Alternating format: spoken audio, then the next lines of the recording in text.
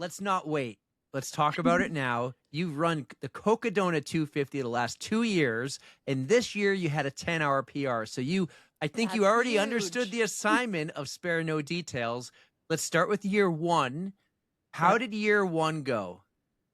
Yeah. I mean, first of all, how stupid is that you can have a 10-hour PR and still be running for 4 days? Like that's a long race. Okay. That is just stupid. But okay. So year one, I feel like was like the year of just like raw dogging it, like if we could call it that, because like I I had no idea what I was doing. My friends who were crewing me had no idea what we were doing. Like we all live in New York City. So I think hold on, Randy. Before you jumped into the 250, I know you had only done the 50 miler. Had you squeezed in any other races before that to try to get into the longer ultra shape, or did you yeah, just I say did. fuck it and I 250 okay, it is? I did the loopy looper Mhm. that summer. In August, I did the 24-hour version of Okay, it, and I yeah. think I made it about 80 miles in the 24 hours. Mhm. And so that was like my longest run that I had done when I went into Cocodona. Okay. 80 miles in 24 hours at the loopy looper. And It's another data point for you, though. yes. And then I did a few months before I ran Black Canyon. And I did on back-to-back days, I did a 100K and then a 50K on the second Okay. day to kind of simulate. But I mean, I live in the middle of New York City. I really don't get out on trails at all. I think I put on a hydration vest for the first time, like a few months before the race. Mhm. I was, weeks before the race, I was learning how to navigate a GPX file on a watch. I didn't know how to do that. I used hiking poles for the first time, like 2 weeks before the race. So that's why I say it was like the year of like raw dogging it, because I had a list of skills that I needed to develop that I didn't have. Mm. And I was kind of like against the clock to try to develop those skills.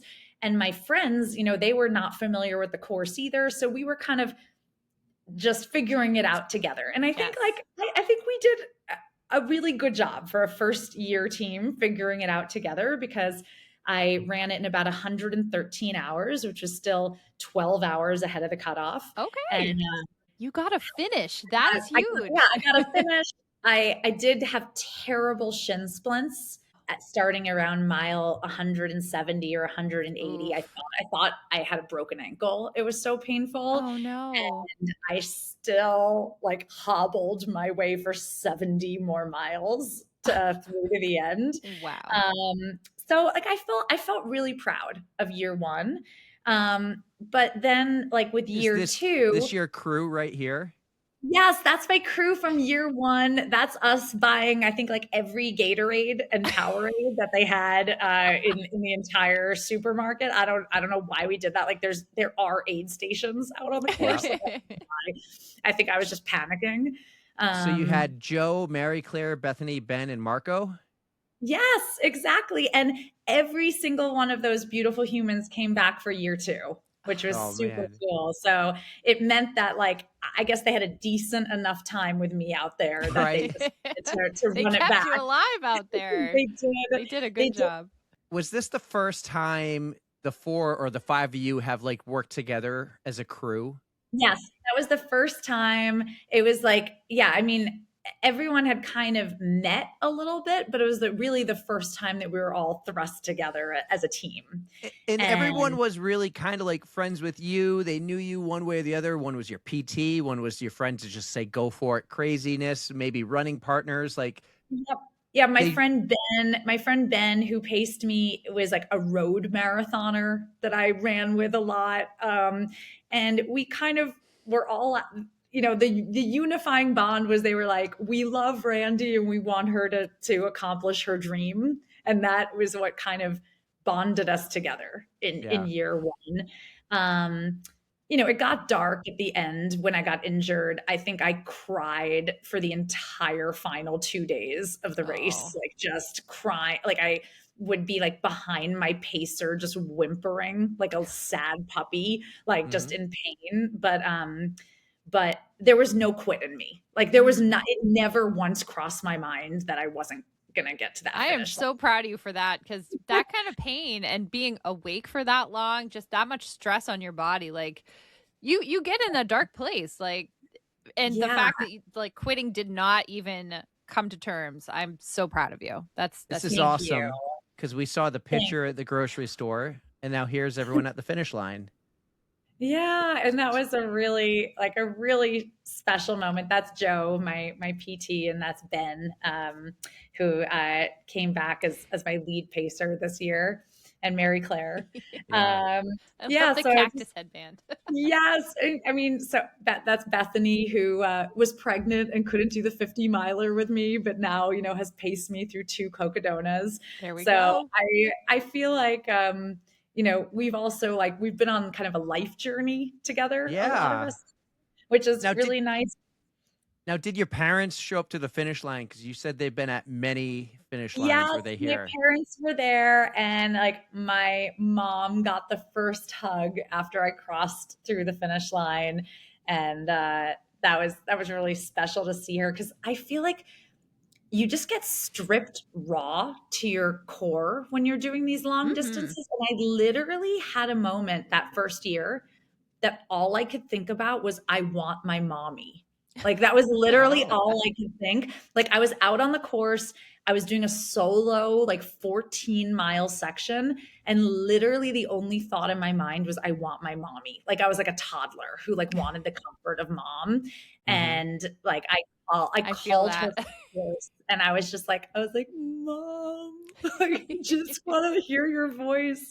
Because you just, yeah, it just like cuts you down to like the core of your soul. And so that's been really special for me to have her at both finish Hmm. lines. That must be so cool. Like just to see, they've seen you do all those marathons from the one at 22 years old in Chicago to today, like the progression of time and the craziness we all have, or I should say the Yeah. two of you have to do these ultras. Um, it's so cool. So that was year one. That was year one. And just like Boston, after having like the bonk at Boston, like I crossed that finish line. I was like, I have unfinished business with this course, right? Like I'm going to return to this course. So I kind of felt that way with Cocodona too. I was like, okay, I'm really proud of this finish, but now that I know what's going on out there, I think I could do a lot better. Mhm. And so all I could think about was like mastery of the course. It was all I could think about. So within a week of crossing the finish line, I registered again for 2026 Cocodona. Well, you And got to get I the early bird deal too. exactly. And Yeah. I told the team, and everyone was like, all right, well, if you're doing it, we're doing it. Like we're all running it back together. And I think one of the coolest things for me to see was like as I was up leveling myself as an athlete, like my crew also was super up leveling themselves because they came in familiar with the course, understanding now how to crew someone through a multi-day. So like Hmm. they like it, I felt proud seeing them like up level and take it so much more seriously themselves. And we made so many little tweaks this year. So I went into this year and I was like, I think I could come close to 100 hours. Like, I think that's my goal. I think I can do it. Well, hold on one second. Did your husband walk away again? Yeah. So first of all, the first year, he like Jamil, who's the founder of Aravipa, like came over to congratulate me at the finish line, and my husband like wouldn't even shake his hand. He just turned around because Oh, he's like, like you're responsible for my wife like almost dying and me never seeing her for a year. Like he like literally wouldn't even shake his hand. This year he gave him a hug. So I there feel we like go. big emotional progression in showing like how my husband has come around to this lunacy. And he's like, okay, I've like accepted that this is like Yeah. what we're doing. I like Uh, that. Nice turnaround. And while you Not share the story, Jamil's I'm going to cycle fault. through the photos again. He just puts on the totally. show. Yeah. The other week before I went out to Cocodona the second time, I like turned to my husband. I was like, I am so sorry about this midlife crisis I'm in. Like, I'm like so sorry about it. And he's like, you know what? I'll hand it to you. You have full committed. Like you went full send on this midlife crisis. He's like, most people like don't commit that much to anything. So at least you like went all in on it. Well, that's how you know it's not a midlife crisis. It's a passion when you're just like, yes, this is what I like to do. I'm going to keep doing it. Sorry if people think Totally. I'm weird. Yeah, totally. So yeah, year two, I feel like I approached it so differently. Year one, I was like a mom with something to prove, right? I was Mhm. like, I just want to prove that I can get to that finish line.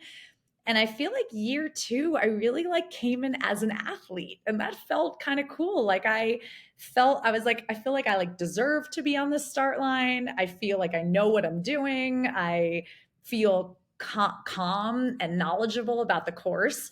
And that was, it was really neat because year one, I didn't even know if I could get to the finish line, but to show up year two with the data points already in my head, like Mhm. you're a Cocodona finisher, it kind of like took the doubt out of my brain and let me be able to just focus on executing. There we go. Yeah, you went to the start line this time as a veteran. Like you had the skill, you had a whole plan behind you. So Yep. after the first one, how long did it take you to get your injury resolved, and what else did you do in between to lead up to Cocodona the second time? Yeah, it took me probably a few weeks after to really feel like myself again. Mm. The weirdest thing I remember it was the brain fog. Oh.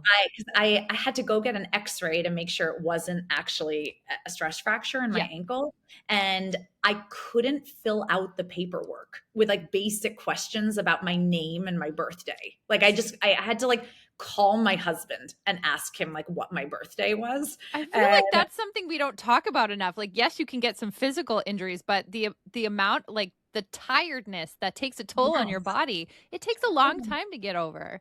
Yeah, and then the other thing I remember that happened to me that year that also happened to me this year Mhm. is I would wake up multiple times in the middle of the night, like thinking that I had to get up and run. Oh. Um, and that it was almost like a trauma, like a Oh, PTSD trauma no. response. Like I would for about 5 or 6 nights after the race ended, I would sit up just bolt upright multiple times at night thinking like I don't want to run. And then and my husband would be like, "Hey, so you're done with the race. You're in your bed. Like no one's making you You're run." safe now. Yeah, it's Oh. wild how being that sleep deprived and pushing your body actually registers as a trauma response Mm. in your body. And that was something that I was not prepared for on year one. I was more prepared. I knew it would happen this year, so I was more prepared for it. But that really surprised me Mhm. after year one. Yeah.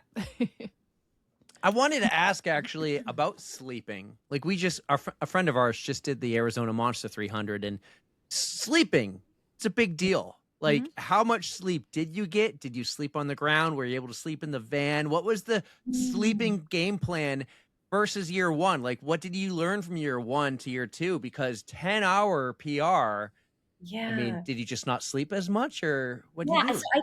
I sleep was a big area we cut down on to save time.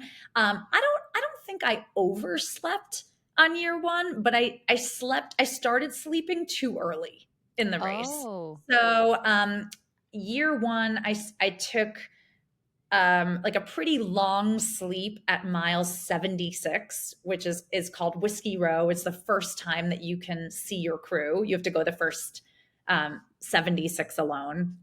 And so I took a 2 hour sleep at Whiskey Row because I had gone for like 27 hours at that Mhm. point.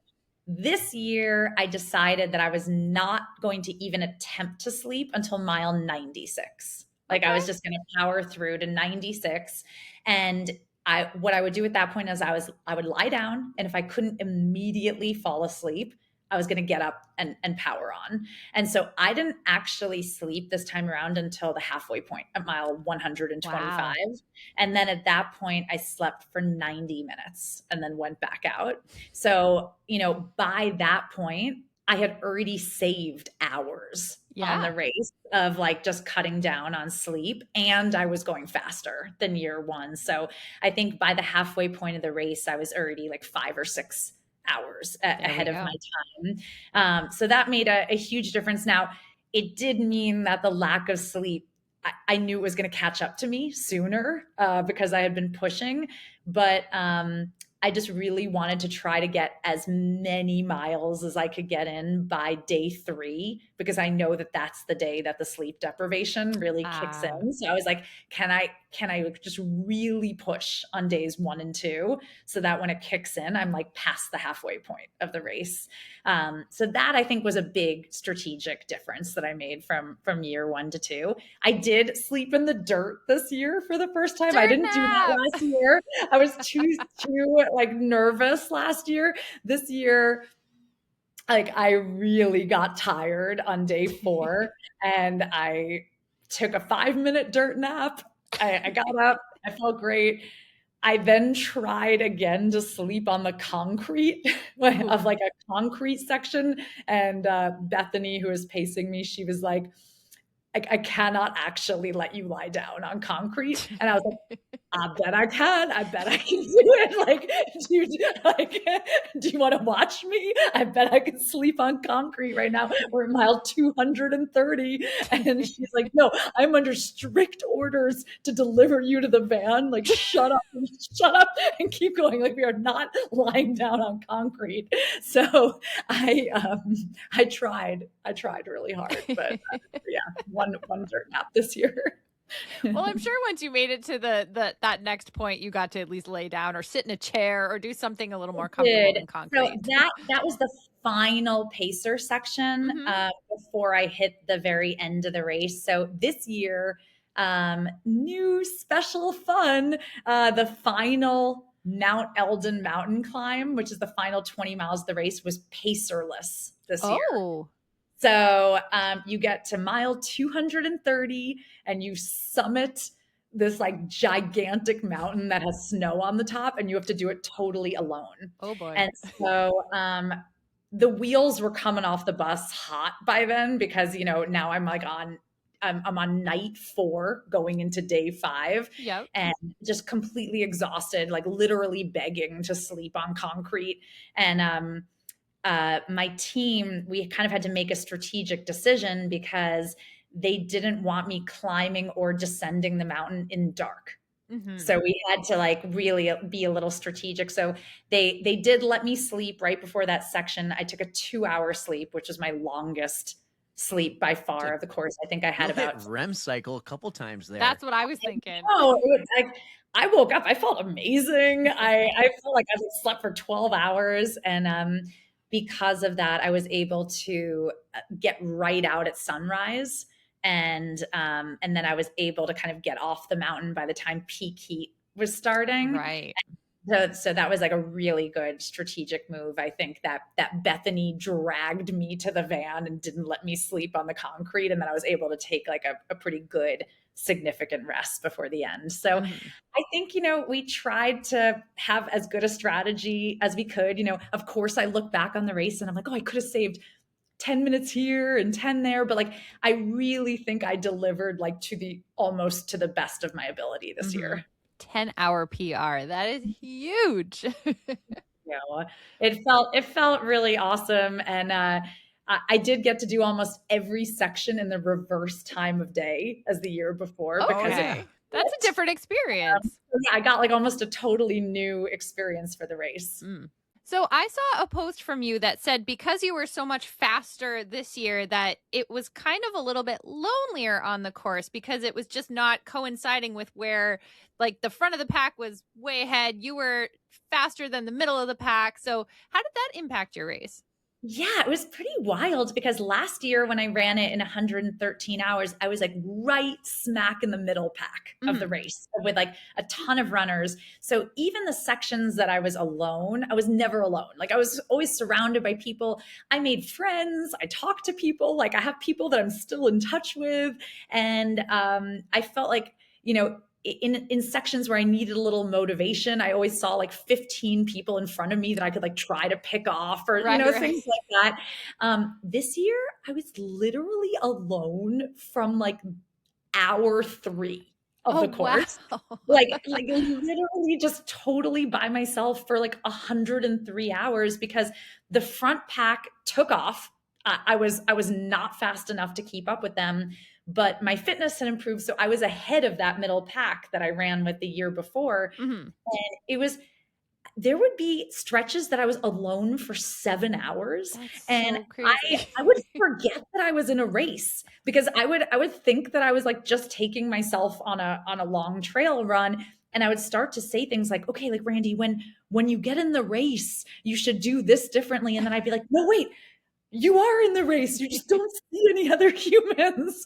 So at one point, when I got super delirious at like mile 200, I made up a whole backstory about why I was seeing nobody.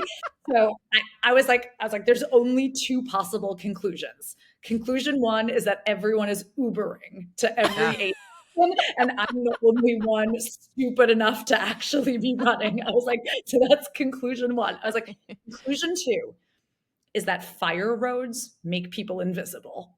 And I was like, I'm actually surrounded by other runners There's right some now. sorcery going on here.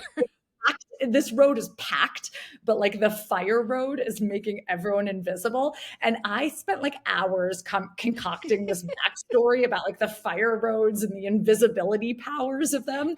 And like I came into the crew station hot, I was so excited to tell my crew about this. And they're just like, "Oh, sure." I mean, like, why don't we lie down? Like no Nap one's time. like, you're super not invisible. Like we like there's Randi, like where'd you go? so anyway, though, I spent like hours coming up with that whole backstory.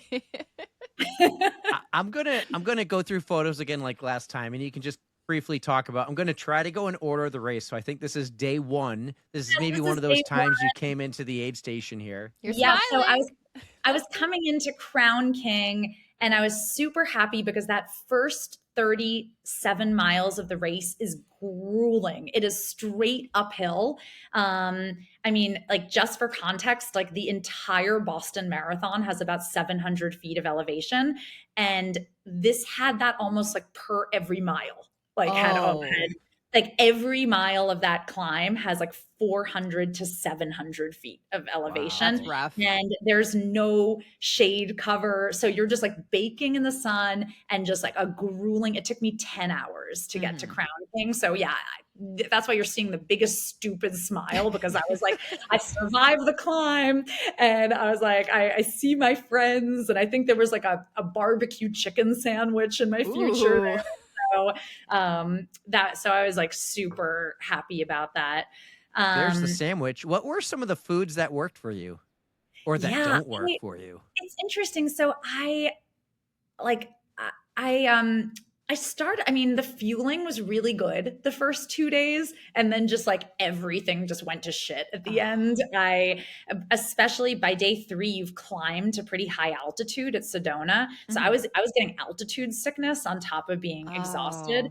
So I was able to put down some good food when I got to the aid stations and stopped. But when I was running, it was like liquid calories only. Like I drank a Mhm. lot of juice and like Coca-Cola, like whatever I could get down in liquid was basically it Yeah. while I was Some moving kind on of the course. sugar, anything to just kind of give you a little boost. I Yeah, get I was that. able to yeah, I was able to do like maybe like those applesauce pouches and things Hmm. like that, but Yeah. that was about it. But I think, the other thing that made me happy is after you leave Crown King, you have 40 solo miles until you can hit your crew again. So that meant I had Oh. to run through the whole night by myself. Mhm.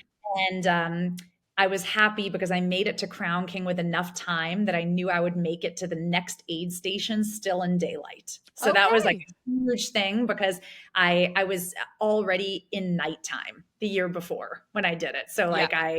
that was a big boost. Um, That's cool that you but had the experiences to kind of gauge it by. Like you'll be like, I already know that I'm doing so much better this year because of this. Like that's a huge yeah, so mental it's like boost. Yeah, so it like really reinforced it. And my 15-year-old son actually FaceTimed me during that first night that I was Mhm. alone. And he was like, Mom, I'm doing my homework. So we don't have to talk. He's like, but I don't really love that you're like out in the woods by yourself at night. So I'd love to just like be on the phone with you. Yeah. Mhm. And that was super sweet. And then finally I was like, hey Ash, like I see two other runners ahead of me. So I'm just gonna like lock in with them. And then Mhm. he felt like he could let me go and he could go to bed. That's so Um, sweet. it was super, super sweet. So I did ultimately find some other runners to like just sync up with that Good. first night, which was nice. Because other I had like 7 lights on my body and I was just singing at the top of my lungs like animals don't mind me. Like I'm not delicious. Like, Did you ever just have any crazy like encounter with anything while you were out there? the first year I did, I came on a whole pack of javelina of the wild Oh, boar no by way. myself, and those are aggressive animals. Mm. They didn't mind me, but that was pretty scary to Yeah. see. And a bobcat crossed my path actually in the middle of the night on Oh, year one. wow. So, but I did not have any scary animal encounters this year, Good, good. thankfully. I saw a scorpion. That was kind of cool. Ooh. I was like, that felt like a desert thing to Yeah. see. And I saw a tiny black snake, not a rattler. That brings me back to like sleeping on the dirt. I couldn't do it because of the snakes and scorpions. Yeah, I could only take a dirt nap if my pacer was like a hawk, like Watching watching you. over me to Mhm. make sure like nothing was crawling on me. Mhm. Yeah. That's my um, anxiety. I would wake up thinking like every little thing I feel like is Crawling on walking you. on me, I'd be like, right, yes. I couldn't do Uh, it. It looked like on one of the photos you wrote on your hand right here, it said move spot tracker. Was that your oh, hand? that was Mary Claire's hand, and it's because so we switched vests for the climb. I used like this awesome Ultra Spire vest that I swear like you could survive in the wilderness for months of like what you could fit in that vest. But it has a little. They actually, I think they made it for Cocodona that vest, and it has a little zip pocket that fits the spot tracker. And Oh, so you had to so put it in yeah, with you had to another put it in. So vest. I was worried that when we switched vests, like we were going to forget that the spot tracker was like zipped into that little compartment. So Yeah. I asked Mary Claire like 18 times if she was going to remember. And then she's like, fine, do you want to watch me like write it on my hand? Like, will Yeah. that make Yeah, I you do. feel better? But we did not forget the spot tracker. So Good, it good. worked. I saw a pair of your Mount to Coast shoes. How The many H1s. yeah, Yes. Right. how many pairs did he go through? Okay, I went through about 7 pairs of shoes. I had 3 different sizes because that was another learning that I had from the year before, that as the Oh, race went, my swelling? feet swelled up, and I wished that I had bigger size shoes. So I wear a 7.5. I had the T one, the trail, and the H one in 7.5, 8, and 8.5. Smart. And then I also got to test out their prototype M1, their mountain shoe, Ooh, which is like a cushiony trail shoe. And I wore that one on the climb on day that's one. awesome. So, which was cool. So I had 7 pairs of Mount to Coast shoes out there. And I think I wore every single one of them Hmm. at some point in the race. Yeah, they were awesome. I mean, unfortunately, no shoe can save your feet from being completely mangled over that distance. Uh, Understandable. but my feet didn't get mangled until about like mile 200. So I think that that is like a huge win for the shoe to make it I to think mile so. 200. Absolutely. um, at mile 200, though, I think I did have like 10 blood blisters that needed to be popped and Ooh. treated. And by that point, I had lost control of my emotions or my mental state. So I was just crying, like, and because my PT, popped them and then put like alcohol wipes to clean them. And it stung so much. I was just That like sobbing. yeah. That had to hurt. Oh my god. Yeah. We I just also, talked to a foot expert a week or 2 ago and we're like, "All right, Erica does these ultras. her feet get destroyed. What should she Mm. do? It just seems like every option is just terrible. Like, you could Yeah, tape I your mean, toes all you want, but it's still gonna no, get messed I up. mean, honestly, I feel like I missed my opportunity to start a foot OnlyFans because Oh, we're I trying to get Erica to do it. You two could team up here. we could team up. So I didn't realize that this is a thing that could happen. So I like smashed both my big toenails descending a mountain on Oh. loose rocks. So I smashed, so the toenails like cracked. And then they got blisters underneath them. I didn't know Mm. that could happen. I'm familiar with that. And then those blisters got infected. Oh. So that was a thing that happened like over the course Oh, of the race. no.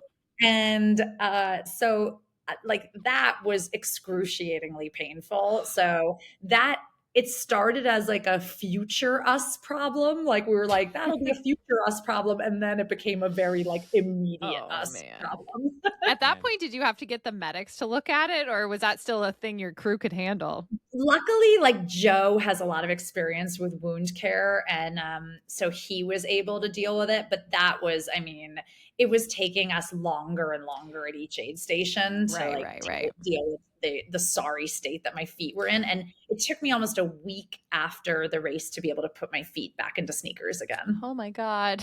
That's one thing a lot of people don't realize is like your feet swell up so much. Like I had the proverbial like cankles after doing like my first 100 miler and stuff, and it took days for them to even look normal again. So Totally. just the toll that a 250 miler takes on them. It's Yeah, incredible. it is pretty wild. Like, yeah, the swelling and like all, all the things that no one tells you that happens to your body after that distance. The finish line, the vibes looked incredible. I was watching the live stream for like 2 or 3 days. I'd put it on when I was working. I would be on the couch working and I would have it on the TV. And besides some spotty, Wi-Fi from time to time, it just looked like the finish line was so much fun. What were the vibes like? I mean, Rachel just crushed it. I know you finished a little behind her, not that much. And then we had friends there that we saw, like our friend Callie was in the last 90 minutes, I think, and she was running with Andy at one point, and just seemed like the vibes at the finish line were epic. They were absolutely epic. And it's funny, my son called me on the course when Rachel finished and he was like, Mom, like Rachel's winning it all. She's winning the whole thing. And that was so cool because I was like, wow, for a 15-year-old boy to feel that excited about a woman winning the whole Right? thing is so cool. But then my next thought, I was like, I still have 100 miles to go this way. Rachel is finishing She and I have is a superhuman. I I was like, still mind blown. I literally have 100 miles left. So it was simultaneously amazing and horrifying at the same time. But yeah, the finish line was so great. And I would say that for me, like the glory and the joy started from the top of Eldon, like down the mountain and then through those final miles. So I feel like the final like 10 miles were like kind of all leading to the finish line. The first thing is that like there was the drone from the live stream was like following me all the way down Eldon. So I knew that like my friends and my family at home were watching me descend the mountain. And I feel like that was pretty cool and gave me like a lot of superpower. Although I had to pee really bad. And I was like, can this Stop. drone like go away for 2 seconds so I don't have to like pee my pants because like I can't, I'm not like pull over with like a drone right there. But and then the final 4 miles kind of takes you through a park and then through downtown Flagstaff. And I remember there were all these families lined up in the park with like little girls. Oh, And they were just like, can my daughters high five you? We just want them to see like that a woman can do this distance. yes. And I high fived so many little girls in that park. And that like it almost made me emotional because I was like I wish when I was 8 or 10 years old that like I had seen a woman at Right? like mile 249 finishing a race. And like maybe that would have changed my perspective of what I thought was possible for me to see that with my own eyes. Right. And so that gave me so much pep in my step at the end. And then your team can run in the final 2 miles with you. And they were all in these sparkly tutus, and they're like, "Come on, Randy, like put your tutu on." And we all ran it in together. And I also just remember feeling at that moment, I was like, I don't have shin splints. I feel so good at the end of this race. Like I'm in Flagstaff and I'm running. I am not limping into the finish. Like I'm finishing strong. And that was kind of like my only dream for year 2, was to like finish strong. And it was truly so cool. Like I couldn't have asked for a better finish. We got some Beautiful. finish line photos here. And I kind of think you and Erica are almost a match made in heaven. You got the I love me a unicorn sparkle socks skirt. on, I'm telling you. sparkle skirt, the Mount to Coast shoes, the desire to do these incredible ultra races. And Erica's going for the buckles now too. She's got how many now? 7? That's awesome, 7. Erica. Not a big It's deal. either 7 or 8. 7. I think it's 7. That's She's incredible. she's got the cloudy memory that you mentioned earlier. She can't. Yeah, I remember think that. The I brain only fog. have 4. I have 4 of them. So you're way ahead of me. Well, 2 of yours add up to 500 miles. So you got me there. So this is the finish line. I love that you kind of get your moment. It felt like almost everyone got their moment to be celebrated. Not just like running by the finish line with a bunch of others. Every finisher was like their own moment. It was so cool. You're It here was. hugging. That's my some- mom. Yeah, that's my Aw. mom. Yeah, she was right there at the finish line. Look, she even has the sparkles real quick around the eyes. And Yeah. I noticed you have it in your hair right now. I do. I have glitter. I got glitter put in my hair for Cocodona, so it's still there. Yeah, I don't know. I just like I You know two that are I a match see made in heaven.